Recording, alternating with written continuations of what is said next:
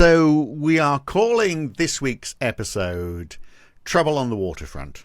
And we're not, that doesn't mean we're talking about Unite workers down in Felixstowe closing down the dockyards for lack of pay and conditions. And it doesn't also mean the trouble we've got on the waterfront in our house at the moment, in that the shower is not working and we're all starting to smell quite a lot because it's been 3 days. I'm a long distance away. Yeah, no, just as well there isn't smell. You don't quite as waft as far as Budapest. That's good to know. Yeah, you're in Budapest at the moment. It's bad enough, isn't it, actually, the fact we were just talking before we started recording. As you get older, video is not a great thing because you do not look your best. If only there could be the 25-year-old me talking to the 30-year-old you, people would be swooning at this. But instead, it was just a couple of decrepit old men talking, which is a bit sad. But anyway, we're talking about water because, well, interestingly, actually, we talked about this before I started watching this on TV, but there's a show called, on the BBC just now, called The War Between the Land and the Sea. It's created by Russell Davies, who created wrote a lot of the Doctor Who episodes. And so it's a bit of a Doctor Who spin-off. So it's science fiction.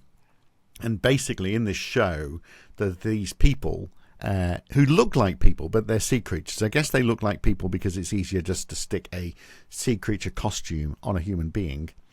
So you save on all the AI costs. But these people have been lying dormant in the sea for millennia. And all of a sudden, because of global warming, they've awoken. I think they were trapped in ice or something. Now they've all awoken, and so the sea is now inhabited by these creatures who have it against us because we are destroying the oceans. And they had this ability, in the first episode I watched, they had this ability to somehow take all the stuff that had been junked in the sea and junk it on the land. So you have this scene where all these plastics and all the other stuff that we've dumped in the sea gets dumped on the land. I mean, it's science fiction. It's all a bit far-fetched, but it's a good demonstration of how... Just how much shit we put into the water. Exactly. Yeah. And England is now doing that in a much more direct fashion. Yeah, that's right. Through the sewage farms that are just dumping stuff into the rivers. Absolutely, yeah. So anyway, interesting show. It's not particularly brilliant, but I mean, it's and it's perhaps trying to make a point in a bit too obvious a fashion, but it is a point, isn't it, that we have supposedly a lot of water. The one thing that Earth has is lots of water. It's not all usable. Obviously, most of it is salt. And according to, let me give you some figures, Steve, before we really get into today. According to the UN, 2.2 billion people, that's about 1 in 4 people on the planet, live without safely managed drinking water. 3.5 million people live without safely managed sanitation. So we have got roughly 35 million cubic kilometres of fresh water on the planet. You'd have thought that's enough to go around, but then 70% of that is tied up in glaciers. Most of the rest is groundwater, which is not easy to get at. Only about 0.3% of that large 35 million cubic kilometres, only about 0.3% is accessible water. And Canada and Norway are amongst those places. They've got loads of it, 70,000 cubic metres of fresh water per capita. There's other places where it's a lot less than that. So it's the old thing, isn't it, of it seems like a plentiful resource. The question is, have we got enough of it in the places where people are, and are we managing it effectively in terms of capturing it and recycling it? Because in theory, it doesn't go away, does it? I mean, the amount of water there is on the planet will always be there. The water we drink has been drunk so many times before. Yeah. So it's just so by and large, I mean, there's two elements to this. Obviously, there's climate change, and we can talk about that because the effect that's having on the distribution of water. Yeah. But the rest of it really is, by and large, it's a management issue, isn't it? Yeah, and this is where we really can talk about the public-private divide. Because, as usual, England's led the way. It's led the world in experimenting in this particular case, going from public management of water to private management of water. And if you listen to people like, I quite like him, Peter McCormack, the guy I had a bit of debate on YouTube with recently, who's a Bitcoin enthusiast, And as I said, we ended the discussion and said we're both humanists in this sense. So there's no way that he's a sociopath, and there's quite a few people on that side of the fence that I would call sociopaths. Mind you, there are a few on the left-wing side as well. I think a bloke called Joseph was a bit of a standout on that front. But the point is, Britain took seriously the idea that the private sector does everything better at the time of Maggie Thatcher. And so if you want to see how the private sector does stuff the public sector used to do, you go to England. Yeah, where the water supply is not great. Well, do you know what? I think the water supply is okay so far. It's the water catchments that are a problem. Yeah, and then also water treatment is definitely a problem. Yeah. But and that's the point. Yeah, we want to discuss, water and how do you provide it, and how do you catch enough to be able to maintain a population in where humans decided to plonk themselves down before global warming started to change where it was sensible to plonk oneself down. Yeah. So the total amount of water that is naturally replenished each year is what we call the renewable water resource. Mm-hmm. And that varies country by country. So on average, globally, we use between 50 and 100 cubic meters of water per person per year. That's about 140 to 270 liters per day. But the global footprint, if you include water that is embedded in what we consume, because it's not just water that we drink, we also consume goods which have been made which require water. So the global footprint per person is 1,385 cubic meters. So if we look at the UK, the amount that's available, if it was adequately managed, would be 2,160. And we're saying that the global footprint is 1,385, assuming that the UK is not using more than the global average, which you'd have to think it probably is. So that margin is quite close. The amount of renewable water that's available and the amount that is consumed is very close. So you have to manage it very effectively. And you're not going to manage it at 100%, are you? No, you're always going to, whatever system you have, whichever one you regard as most efficient, it's not going to be 100% efficient. So like that, as you say, it's a very close margin for something which is absolutely as critical as water. Yeah. So, in fact, it's so close you'd be thinking, well, hang on, however well it's managed, it's being managed badly. How can you support more people in the UK when the margin is that close? Yeah. And I mean, this is devoid of the usual racist and income earning aspects of the attitude towards migration. If you have net migration and net population growth, you better have a large margin and you better maintain that margin between your water storage and your water consumption. Both and of course you're including industrial products, I presume, in that water use. Yeah. So as a system where we're using, what it was 70% roughly of the, or 60%, 70% no more, of available. We've got that 40% headroom, and how reliable is that headroom, and how well are we maintaining it, and who's doing the maintenance and who's not doing the maintenance are very important questions. Yeah, I'm just doing it. So 2,160 is the amount that's available. We are using 1,385. What's your mental arithmetic like? So that's 65%. Yeah. There we are, just like that. So fantastic, Steve. So compared to, for example, Australia, where the renewable water resource that's available is 19,150 versus the UK's 2,160. And the global footprint per person is 1,380. It's the same, 1,385. That's the global average. So they've got a 17,765 surplus versus the 775 for the UK. And there's still a country which is marked by drought. Yeah. So the question of how much of that water is accessible to population centres. Yeah. And that's one reason that Australia... I mean, I've still got to read it. I've never read the book, not the Fringe Dwellers, but the one about the people, I've forgotten the title of the book, Great One to Raise, but it talks about us living on the periphery of the country. So even though there's this enormous water per person, an enormous country. It's all focused around the coastal rim. So most of Australia is within 100 kilometres of the coast, and because of particularly the mountain range, the Great Dividing Range, which is no particular mountain range, you can actually, and I have done it, you can cycle up Australia's tallest mountain on a racing bike, let alone a mountain bike. But nonetheless, that means the rainfall falls on the eastern side, and that's why most of the population is on the east coast.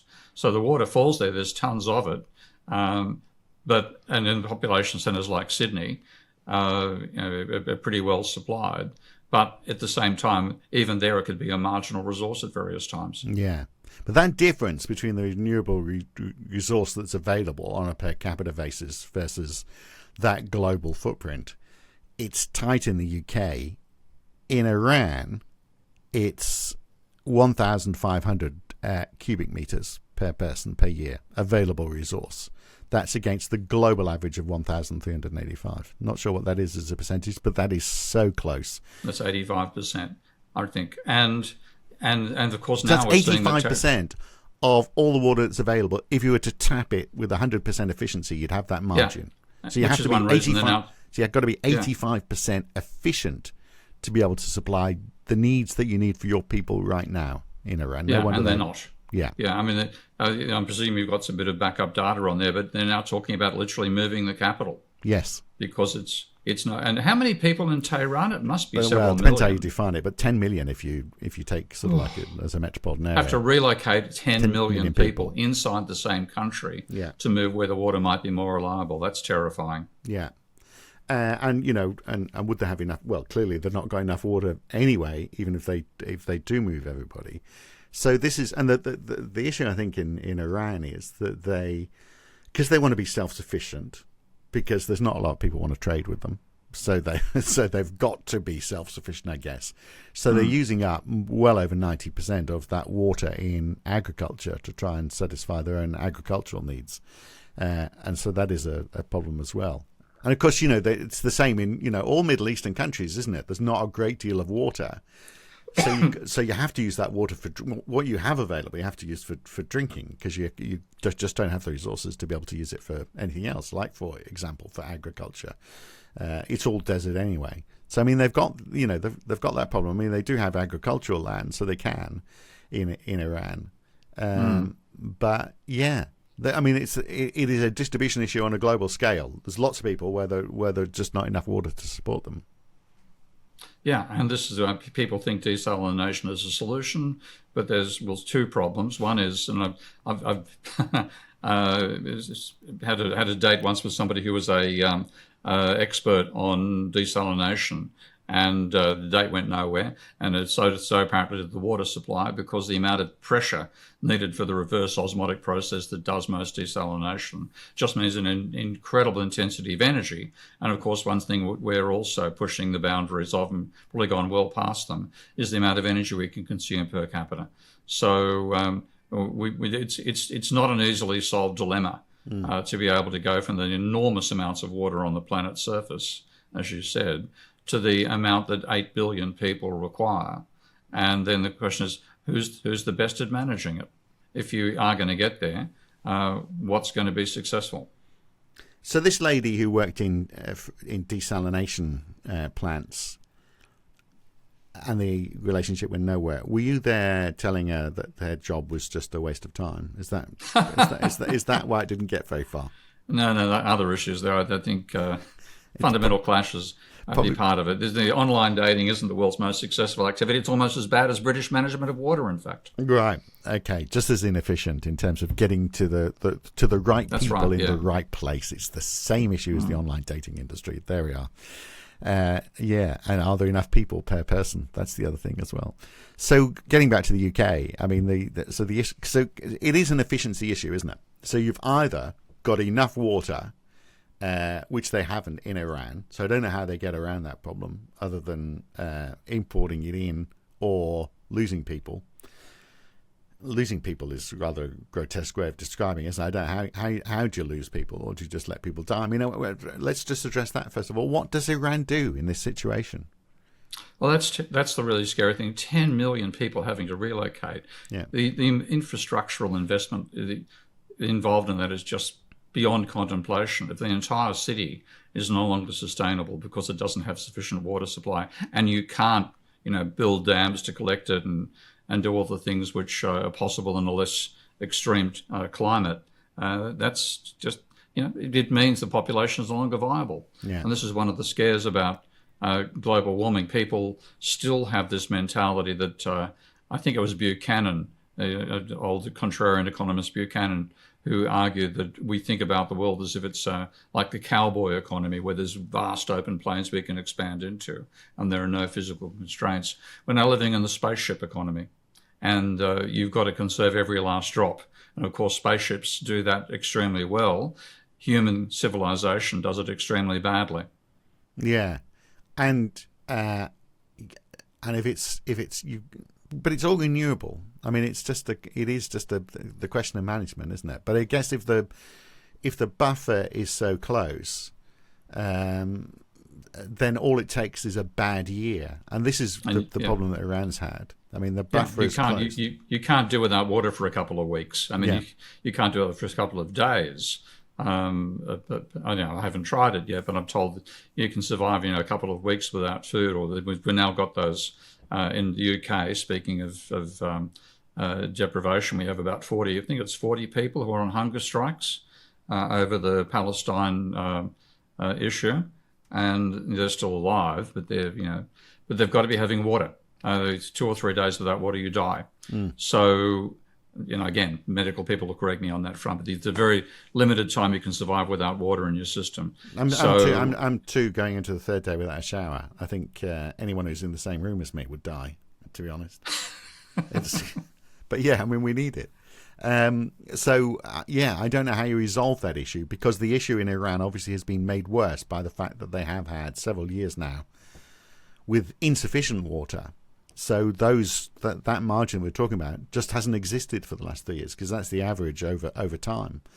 So they just actually physically don't have enough water, even if they were 100% efficient at managing it and distributing it. Yeah. So so that's one extreme. I think the thing that fascinates me is the UK, because anybody says Iran's not got enough water. Yeah, okay, well, it's the Middle East. But if Britain starts running out of water, what's going on there? Because one thing you associate England with is stuff pouring out of the sky. Yeah. Well, so not as much as Sydney, interestingly. That might get people. Sydney's got almost twice the rainfall of London.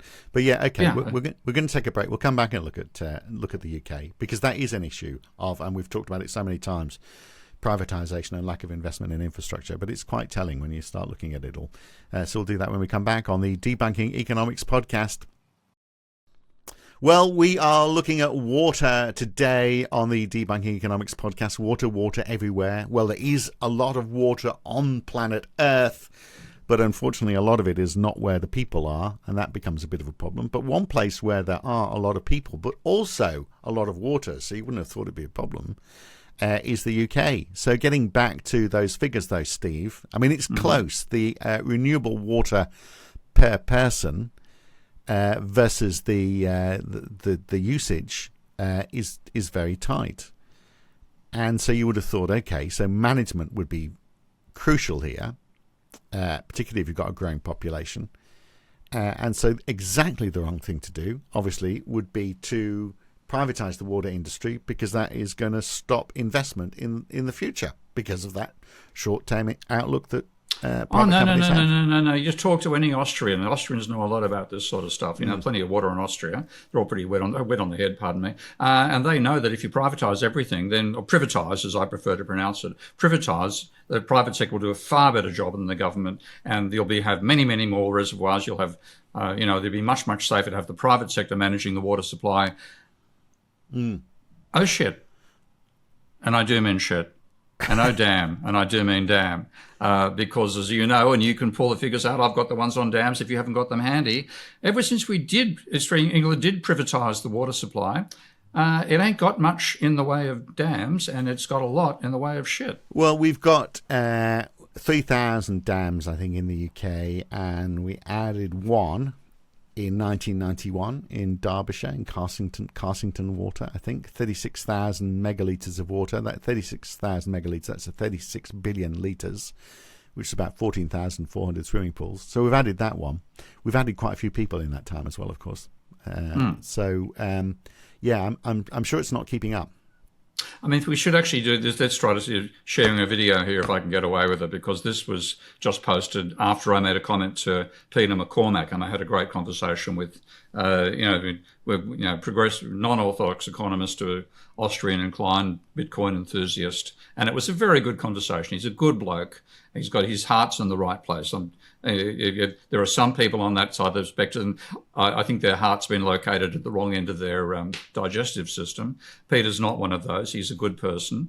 But he was saying the private sector does everything better than the public sector. That was one of his most recent tweets. Well, let's just check that out. So let's go share my other screen here. And this worked very well for the vast majority of people who listen to this in audio only form. But anyway. Okay. Yeah. So here we go. Okay, can't quite. Oh, there we are. Okay, so what we've got for those people listening at home is a chart showing UK reservoir construction 1850 to present, and it shows up to. Just hang on a second. I need to move my screen up to 2000. It's up to 1910, up to the First World War, basically. A steady progression. Nothing during the war, of course. Between the wars, it picked up again, so we'd be getting maybe up to six dams, reservoirs built a year, dropped down for the Second World War, then it peaked up to about 18 or 20 in the late 1960s, and then from 1980 onwards it drifted down quite severely, and then 1990 we just had a couple, and then after that nothing at all. That's zilch. Pretty much. I mean, there's one dam that's been done by the private sector. The one dam built since we privatised, since the UK privatised water. Yeah, that'll be one I was talking about in Carsington Water, which was started many years. It was finished in 1991. Of course, these projects take years, so it will have started pre-privatisation. Yeah. So if the private sector's better at doing everything, why does it let the water margins fall as narrow as they are? And the point is, and this is the Avner offer. We should have Avner on one day, by the way. Lovely man, and he's made the non-ideological point. This is why I wanted Peter to look at this data. The private sector has financing costs. Either you've got to pay shareholders dividends, or you've got to borrow money from the bank and pay them interest. And if you compound that over time, and you've got something which takes 10, 15 years to build before you get a single dollar in, they're going to look at it and say it ain't worth it. Yeah. Whereas the government, which doesn't have that constraint of having to make a profit because it creates the money for these things, which people complain about, but what it means is it's not facing that incredible compounding cost over time. Only people who believe the government borrows in bonds can even believe that. They're wrong, of course. But what it means is the public sector can decide to build the dams, the private sector doesn't. And there's your margin. I mean, the privatisation of water, and bang after that, one dam which was started before privatisation took over. Nothing in the meantime. It's just not profitable. Yeah. And that's okay. It means basically, it's not profitable to supply water to the people in the UK. So let them die of thirst. That's that's good. Maybe not dying of thirst. Let them just not have any agriculture. That's a good idea. Don't produce your own food. Silly thing. Let's do comparative advantage. Let the food be produced in countries with lots of food, and we can import it until there's a famine. Yeah. But you see, this is the problem with privatisation, of course, isn't it? Because if you're up against it, if you're up against a point, a capacity constraint, there's not a lot of incentive to borrow to increase that capacity if there's there's no elasticity of demand. So you can just of supply. You can just say, well, okay, there's not a lot available. We're going to have to push the prices up to the highest bidder. And what happens is, as we've seen, you just don't build the long-term infrastructure. So I'll just stop sharing over here. So the point that Avner makes in the public-private divide is that it's not ideological, it's logical. Anything which you can make a profit in a short term, 3 to 5 year investment horizon, then yes, the private sector and the encouragement of profitability will normally mean the private sector does a better job there, and you get diversity and competition, and all those things are the strengths of capitalism. But when you want stuff which has got a 5 to 30 year period of investment, and you want to have a large margin where you have excess capacity, and substantial, not just the excess capacity that firms need to have for the competitive pressures of capitalism, but excess capacity for futures that, 30, 40 years ahead, or also periods you don't want to have a period where there is even a non-climate change drop in water supplies that means you're then challenged. You need to have that gigantic excess capacity. So you've made more than you can sell, and you want to maintain that. The public sector, it's just the sensible choice. But there would be people who'd say, does the public sector make the right decisions? And they might point to Kielder Reservoir, which I remember I grew up in the northeast of England. And I remember when Kielder Reservoir, it was big news at the time, this massive project. So compared to the one that's been built post-privatisation, the Carsington Water, which is 36 billion litres, Kielder was 200 billion litres of water in Northumberland, where no one lives, by the way. But it was there to serve Tyneside and Teesside and the northeast of England. But it was built to prepare for an industrial future that never materialised because there just wasn't enough investment in the northeast of England. I wonder what caused that. But if they decide that they do want to invest in an industrial future for the northeast of England, loads of water, more than they could possibly need. In fact, Kielder Reservoir now is largely used as a sort of place to go and row your boat. It's a recreational reserve more than I mean, it is also a hydroelectric power station as well. It produces about 20,000 megawatts of electricity, but it's big oversupply. But hey, it's better than undersupply. Better than undersupply. That's the thing. I mean, there are some things you do not want to have any danger of running out of at any point in time. Yeah. Electricity and water, and that's when you mentioned the number of days of water supply you need, and if you don't have that capacity, then when those days are gone, so is the possibility for life. Equally, electricity. If you don't have a 24-hour a day reliable power supply, then things like, for example, aluminium smelters, which are the most obvious case. Yeah. If the electricity stops to them, you've got to throw the smelter away, because it's to get the stuff that's coagulates inside the system, to fix it up is just almost inconceivable. So water and power are two areas where you want the supply to be above and beyond what's needed at any particular point in time. And sewerage equally. They're things which, if you leave it to private profit motives, you're not going to have enough, or you're not going to do the maintenance. And I don't know if you know this one. Have you heard of the Big Pong in Adelaide? Yeah. Okay. Yeah, which was when was that? Like the 70s or something, wasn't it? Or... Something like 70s, 80s. Yeah. A guy called Chris Shield, who was a friend of mine back in those days. I've lost touch with him, but Chris worked in a prime minister in cabinet, and he then retired from that as an academic, and wrote a book called, very clever title, Waters Fall. And he went through the impact of privatisation projects in Australia, and one of them was privatising the sewage works in Adelaide, where they sold these existing sewage works to a French company. And I suppose, what was the classic Disney character, the skunk? Louis Lepong? Was that? Something like that. Yeah. Okay. Well, the firm neglected the maintenance of the bacteria that breaks down this stuff, the aerobic bacteria. They didn't do sufficient maintenance. They all died, and suddenly the ponds were being processed by anaerobic bacteria, which gave you sulfur dioxide rather than carbon dioxide as the output of the processing of the sewerage. And it happened to be, just by sheer circumstance, that it smelled like rotten eggs. Rotten egg gas. So Adelaide smelled of rotten eggs. That was called the Big Pong. Lasted for about 2 or 3 years, apparently. Wow. And once you've made a mistake like that, of course, reversing it takes an enormous length of time. So Adelaide was the place of the Big Pong. And again, now England is the place of the big shit. Yeah. Yeah, exactly. Yeah. It doesn't quite smell that bad just yet, but give it time, I guess. Give it time.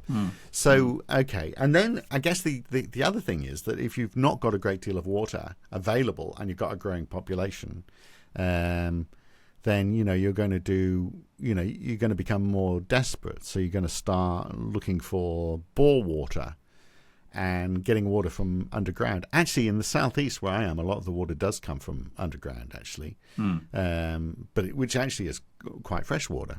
It's because it's not been exposed to the elements, I guess. But you look at, I know you wanted to talk about Turkey with this emergence, because it's been in the news quite a bit lately, this emergence of all these sinkholes, which is just a direct result of this. Yeah, I mean, also the one thing I didn't expect about the sinkholes, I thought it would be like a shallow depression. In fact, these things are sometimes like 100 meters wide and 300 meters, 400 meters deep. So there's what about 700 they say have opened up? Yeah. In the agricultural regions of Turkey. So because we've been pumping up so much groundwater, the ground's given way, and now these huge holes are appearing in what used to be agricultural land. And a combine harvester can fit pretty easily, and probably about 1,000 combine harvesters could fit in one of those holes.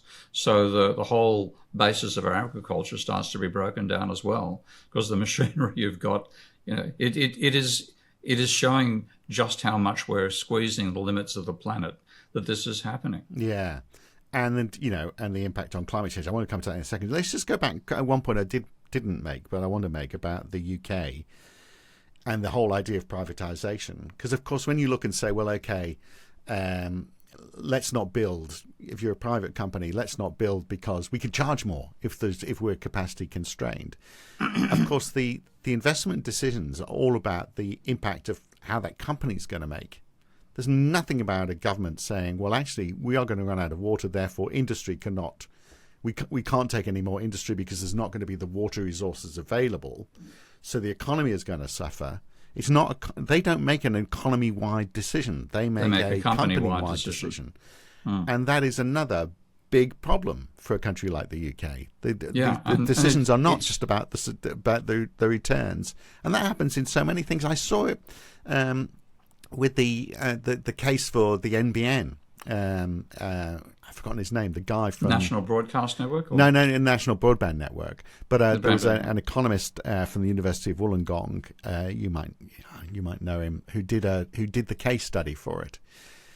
And it was all about the return on investment to NBN. Nothing about the external benefit to the broader economy. It was all about people's ability to pay based on their perceived value right now. How much they would be prepared to pay for broadband and how much they'd be prepared to pay for faster speeds. Nothing about what comes next and the future potential. And this is one way in which the public sector actually provides resources that enable the private sector to develop. And like the classic example I had of that wasn't about water, it was telecommunications. Because of my work on Marx, I was once visited by the president of the Communist Party of South Korea. Okay? There is such a thing. And he was a classic Stalinist type. He really was. It was quite funny and very, mechanistic, the sort of person Peter would have a good time sending up. But when he came to I got accommodation for him. His budget was also quite tight. He wasn't particularly pleased about the location or the quality of the flat that I got for him. But he got out his laptop and he's literally had what's it called, a T45? The junction, the cable for a Ethernet? I don't know. Yeah, an Ethernet cable anyway. Yeah. Got his laptop with an Ethernet cable. He's walking around the place trying to find where to plug the Ethernet cable into. Yeah. And I said, there is no Ethernet. We've only got dial-up modems. He said, what? Okay. He was horrified. Now, the reason he was horrified was that in South Korea, the government, I don't think, actually provided the backbone, but they told the companies, all the various competitive companies in telecommunications, provide a T100, which is an Ethernet cable outlet for every house in the country. Don't care how you do it, just got to do it. Otherwise, we shut you down. So that's why South Korea became the leading producer. By government regulation. The government underlaid whether it provided the funds or whatever, I'm not really sure of that. But it basically told the company, if you wanted to continue operating as a telecommunications backbone provider in South Korea, you had to collectively make sure every house in South Korea had a Ethernet connection, which was that 100 times faster, if not more, than the broadband that in countries like Australia. So guess what? It was a very sensible thing for a 12-year-old kid to dream of being an internet entrepreneur, and bang, you get Samsung and all the other developments that occurred in South Korea. Yeah. So there's not everything has to make a profit. No, and imagine if you had all that speed and all that processing power and capability, you might even be in the AI race right now, rather than that could happen. Yeah, from Henry Airgas. If you had enough electric power, which is another issue, exactly, and you had enough water to cool the data centers. Exactly. So all these things, there's a symbiosis, and the thing which I find irritating about the Austrians and the total free market advocates, it's the usual Western thing, either or. It's either left or right. It's extreme market or extreme socialism. They don't see that the potential symbiotic combination of the two, the yin and yang, which is more of an Eastern philosophy. Yeah. And that's certainly in the case of South Korea and China and Thailand, which I spent a fair bit of time in. There's a realization the state provides the underpinning for the private sector to flourish. Yeah. But in the West, what's happening, let's get rid of the public sector, the private sector will do a little better, except stuff which is fundamental for the long-term existence of civilization. Well, so Henry Airgas, by the way, was the name of that professor at University. Oh, that's right. Yeah. Remember him. Yeah. I really liked his work. I thought he was a great egg. Yeah. Did you? Yeah. You being serious? Particularly raw. I preferred him to be cooked as opposed to raw, but yeah. Had me worried for a second. So I thought you were being nice. I was going, what? No, me being nice to a neoclassical economist? Hang on. You must have got out of bed on the right side for a change. I just found it very hard to believe that his whole focus on the NBN was just on the customer's about the profitability. And just the customer's ability to pay at that point in time. It's like at a time when internet speeds were quite slow, would you pay more for faster speeds? And people would go, I don't know what I'd use it for. There we are. Case made. No one needs it. That's right. It was Bill Gates who said at some stage, so who needs more than 640K memory in a computer? Which is why they whacked the bloody drivers at 640K. And then between the chips had capacity for a megabyte. Windows put the 640K ceiling and put the drivers above rather than below. Yeah. So we had all these crazy distortions to make Windows work. You don't decide in 1970 what the capacity for computers is going to be in 2020. So similarly, getting back to water then and Britain's lack of investment. I mean, if you did insist on having a privatised water industry, surely you'd be putting stipulations on a requirement that they need to build so much extra capacity year on year. Surely that's just a very basic thing to insist on as part of their operating licence. And the trouble here is if you have the government being infected by the same sort of short-term thinking, and I think that might come from them doing economics degrees and putting economists in charge of departments rather than engineers, then they think the same way the pro-privatisation people and don't even consider those issues. Now, so long as the demand and supply curve intersect where Bob's your uncle, or maybe Mag is your aunt. Okay, but that's the limit of this thinking, and it's too stylized. It leaves out the engineering and it leaves out the time dimension to economics and the time dimension to providing infrastructure, and that's the huge error that people make when they think the private sector does everything better. They think so long as time doesn't exist, the private sector does everything better. And I guess the other thing as well is that you don't build for emergencies, do you? So if something happens once every 5 years. You're not going to worry too much about it. You'll go, okay, well, people will just have to go short. When we have a drought, we'll just put in... have to drink less.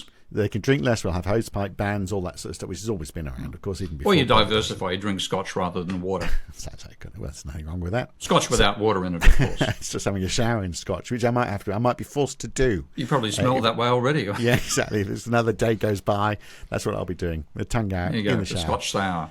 But yeah, I mean, so you don't deal with emergencies too well, and we're getting more of those, and they will not, of course, be costed into the plans for these companies. Whereas for governments, I mean, we have completely. It has the potential to do it. The trouble is we've undercut even government functioning. And it's a number of criticisms I see of things like the NHS, for example, that ignore the fact that the NHS has been cut back for 30, 40 years and saying it doesn't provide, give it to the private sector. That's basically the plan. Yeah. We're not sure. planning for the excess capacity, and we therefore pay the price, and then the private sector looks like it does a better job, and then bang, suddenly you have people pulling out their own teeth because they can't afford dental operations, which is now becoming a phenomenon in the UK. Yeah, and people will vote for Nigel Farage, and he'll make sure that happens. So, it's just a few years away. So then we've got climate change, obviously, involved in all of this. We have to go. We haven't really got time to talk about climate change, which I know you could talk about for hours and hours and hours. But the other interesting thing right now are these atmospheric rivers, which is an interesting term. So Montana and places like that, states in the United States, which are just getting flooded with water. So these atmospheric rivers are basically rivers in the sky, aren't they? They sort of come up from the tropics, they follow a route, and then they just get to hit land, and they're just dumped on the earth. Now, that's always been a phenomenon, but they are getting more prolific and bigger because the amount of moisture being contained by the air rises by 7% for every extra degree of temperature. So since we're 1.5 degrees above pre-industrial, you're now getting there's about 11%, 12% more water in the air. And of course, water in the air is not evenly distributed. That's why Saudi Arabia is dry. Okay, but the channels, the moisture can focus in these atmospheric rivers. I can't think of a better expression for them. And then bang, when they drop, they can drop an enormous quantity of water. So Montana and Washington states are apparently really, really flooding right now. And this is hitting people who would have normally been inclined to vote Republican, I imagine. So they're now seeing the impact of trivializing climate change. Yeah. Which is a factor in all of this as well. That so what's the upshot over the next few years? I mean, in the UK, they need to renationalise the water industry or stipulate that more dams need to be built, because they are so close now to this danger level where there just is not going to be enough water. And yet it's not talked about, is it? In the UK, all the talk is about the rivers being polluted. Well, that's one thing. But the economy is being held back because there's not enough water generally as well. So, and yet, and we started, it's a good argument to say, let's stop importing more people. But, that's not the answer, is it? It's, you've just got to build more dams.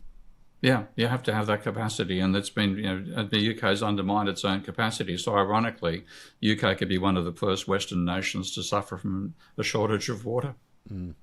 Scary stuff. All right. Very good, Steve. Look, next time we're going to talk interest rates. Are central banks the best people to decide what it should be? We'll revisit that one next week. We'll see you then. Thanks for listening today. Okay, mate. See you then. Bye.